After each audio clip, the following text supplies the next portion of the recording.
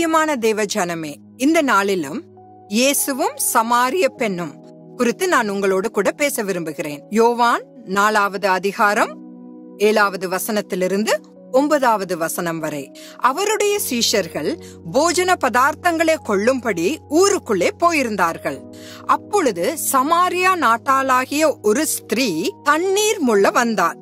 இயேசு அவளை நோக்கி, தாகத்துக்கு தா என்றார். யூதர்கள் சமாரியருடனே சம்பந்தம் களவாதவர்களானபடியினால் சமாரிய ஸ்திரீ அவரை நோக்கி, நீர் யூதனாயிருக்க சமாரிய ஸ்திரீயாகிய என்னிடத்தில் தாகத்துக்கு தா என்று எப்படி கேட்கலாம் என்றாள். இந்த பகுதியை பல முறை படித்து தியானம் செய்திருக்கிறோம். பல உபதேசங்களை கேட்டிருக்கிறோம். இந்த பெண்ணிடமிருந்து நாம் கற்றுக்கொள்ள வேண்டிய 2 காரியங்களை கவனிக்க வேண்டும். வேதாகமம் அவளை ஒழுக்கமில்லாதவள் என்று கூறினாலும் இயேசு சொன்னதை அவள் ஏற்றுக்கொள்ளவும் தன்னை திருத்திக் கொள்ளவும் மனமுள்ளவளாக இருந்தாள். ஆனால் இந்த தலைமுறையில் மற்றவர்களின் பாவத்தை நாம் சுட்டி காட்டுவது மிகவும் ஒரு கடினமான காரியம். அவர்கள் ஏன் எங்களை நியாயம் தீர்க்கிறீர்கள் என்று உடனடியாக கேட்பதுண்டு.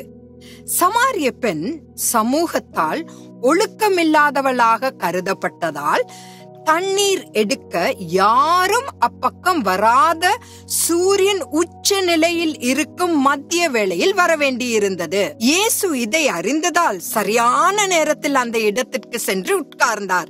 வெயிலின் உஷ்ணத்தில் வாழ்க்கையில் ஏமாற்றம் அடைந்து தன் வாழ்க்கைக்கே அர்த்தத்தை தேடி தனது வாழ்க்கையில் இருந்த வெற்றிடத்தை நிரப்ப முயற்சிக்கிற அந்த பெண் கிணற்றிற்கு வந்த போது அங்கே ஒரு ஆச்சரியத்தை காண்கிறாள். இயேசு அவளை பற்றி அனைத்தையும் அறிந்திருக்கிறார். நாம் இயேசுவிடம் வரும்போதெல்லாம் நம்மை பற்றி அவர் அனைத்தையும் அறிந்திருக்கிறார் என்பதை எப்போதும் நாம் நினைவில் கொள்ள வேண்டும். அவள் ஒரு பாவமுள்ள பெண்ணாக இருந்த போதிலும் இயேசு அவளை நோக்கி, நீ போய் உன் புருஷனை இங்கே அழைத்து கொண்டு வா என்ற போதும், 5 புருஷர் உனக்கு இருந்தார்கள், இப்பொழுது உனக்கு இருக்கிறவன் உனக்கு புருஷன் அல்ல என்று கூறிய போதும் அவள் ஏற்றுக்கொள்ள தயாராக இருந்தாள்.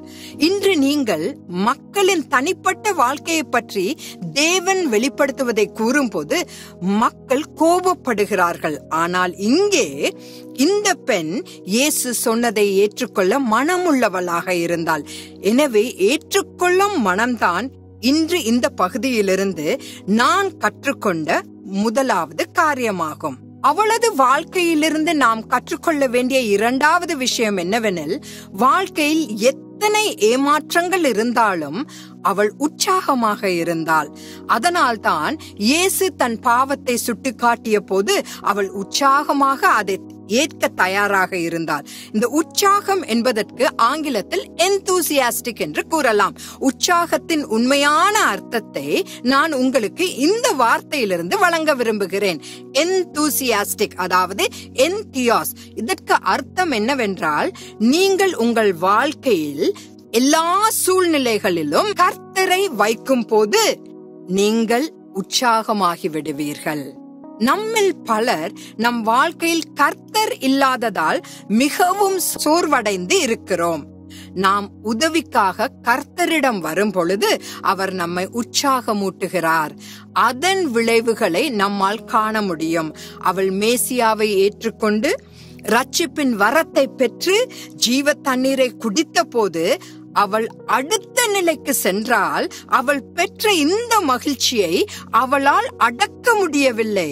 அவள் நகரத்திற்கு ஓடி சென்று அனைவரிடமும், நான் செய்த எல்லாவற்றையும் ஒரு மனுஷன் எனக்கு சொன்னார், அவரை வந்து பாருங்கள், அவர் கிறிஸ்துதானோ என்றாள். எனவே உற்சாகம் என்பது நம் வாழ்க்கையில் மிக முக்கியமானது. அவள் தேடி வந்ததோ கிணற்று தண்ணீர் தான். இயேசுவோ அவள் வாழ்க்கையையே மாற்றக்கூடிய ஜீவ தண்ணீரை கொடுத்தார். ஆகவே இன்று நீங்கள் ஏமாற்றமடைந்த நிலையில் இருந்தீர்களானால் ஒருபோதும் வற்றி போகாத நீரூற்றாகிய கிறிஸ்துவண்டை வாருங்கள் என்று நான் உங்களை அன்போடு அழைக்கிறேன். ஆமேன்.